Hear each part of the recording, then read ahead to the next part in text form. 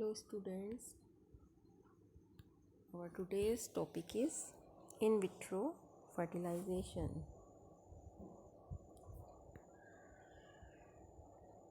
देखिए आप इसको,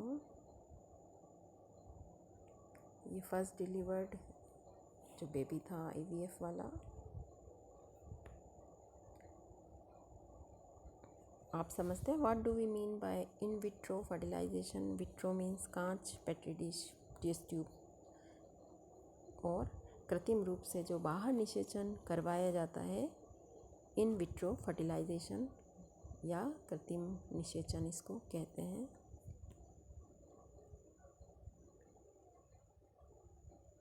indications of in vitro fertilization, ये सब इसके इंडिकेशंस हैं, सूचक हैं. Idiopathic causes, female causes. देखिए क्या क्या प्रॉब्लम्स होती है तब इनको करना पड़ता है. Problems of fallopian tubes obstruction और साल्पिंगेटोमी ड्यू टू एक्टोपिक प्रेगनेंसी. फिर एंडोमेट्रियोसिस, ओव्यूलेशन प्रॉब्लम भी हो सकती है, तब भी इन विट्रो फर्टिलाइजेशन करवाना पड़ता है. ये तो फीमेल कोजेस थे. अब मेल कोजेस के defects in sperm quantity and quality. शुक्राणु की क्वालिटी और संख्या में कमी होना. Inability of the sperm to penetrate the cervical mucus. No sperm seen in the semen fluid. फिर जेनेटिक डायग्नोसिस भी होता है. Pre implantation genetic diagnosis to rule out genetic disorders. There are 7 steps for IVF procedures. कितने चरण हैं IVF या इन vitro fertilisation के, कृत्रिम निषेचन के? 7 स्टेप हैं. ये देखिए क्या क्या करना पड़ता है इसके लिए.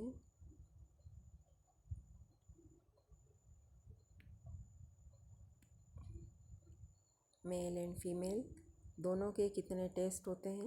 ये फर्स्ट स्टेप है इवैल्यूएशन. ठीक है ना, दोनों का मूल्यांकन करना और इतने सारे टेस्ट करना, फीमेल और मेल का.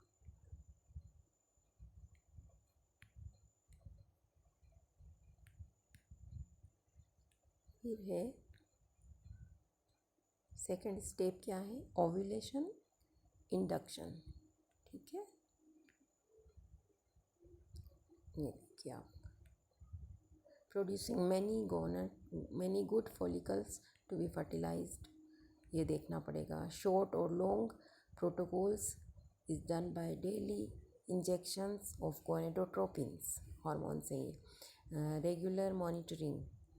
फिर ये सारे इसमें ध्यान रखने वाले हैं. सभी पॉइंट स्क्रीनशॉट्स खींच लीजिए इसके. ये सेकंड स्टेप है ओव्यूलेशन इंडक्शन. थर्ड स्टेप है एग रेट्रीवल.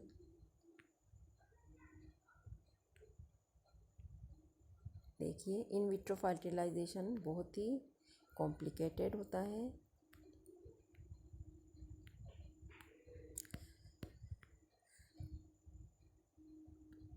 फोर्थ स्टेप है स्पर्म एंड एग प्रिपरेशन. किस तरह की जाती है? The eggs are prepared and stripped from the surrounding cells. At the same time, sperm preparation is done using a special media. We need from 10,000 to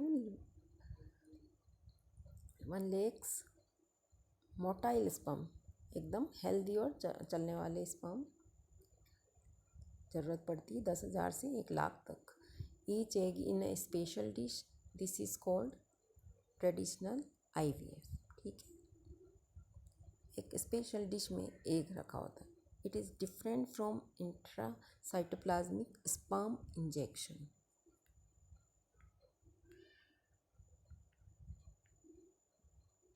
ये हो गया आपका फोर्थ स्टेप. फिर है फिफ्थ स्टेप फर्टिलाइजेशन. ये हमारा सबसे important 5वां जो चरण है, सबसे इम्पोर्टेंट है निषेचन. यही हमारा टॉपिक था ना, इन विट्रो फर्टिलाइजेशन. तो after preparing the sperm and the eggs are put in the same dish. In case of failed fertilization, we use ICSI procedures.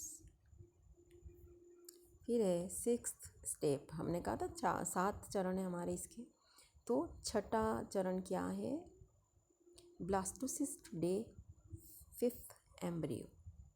After 16 to 18 hours after the eggs called zygotes.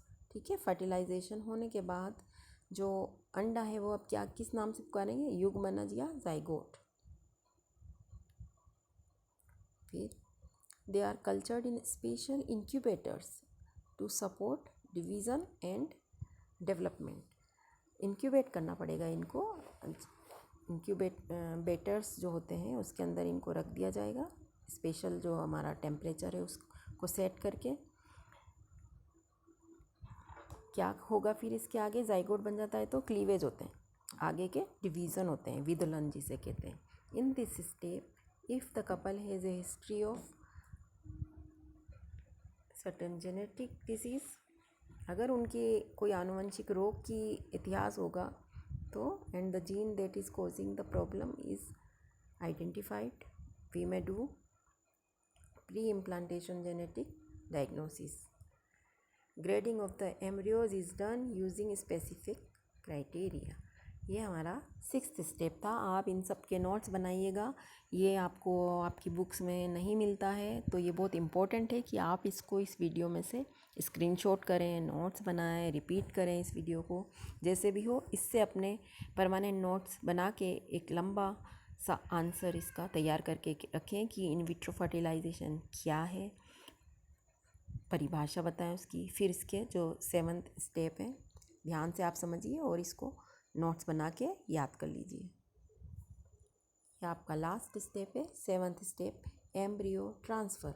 अब आपको जो भ्रूण आपने बार तैयार किया है, embryo निषेचन बार करवाया और क्लीवेज और विदलन बाहर हो गया, अब ये एम्ब्रियो कहलाएगा. ज़ाइगोट के बाद क्लीवेज हुआ, क्लीवेज के बाद ये भ्रूण बन गया एम्ब्रियो. अब इस एम्ब्रियो को कहाँ ट्रांसफ़र करना है? फीमेल की बॉडी में ट्रांसफ़र करना है इसको, यूट्रस में. The embryo are transferred into the uterus after 2 to 5 days. 2 से 5 दिन में इसको ट्रांसफ़र करना होता है, depending on the quality and quantity of the embryo.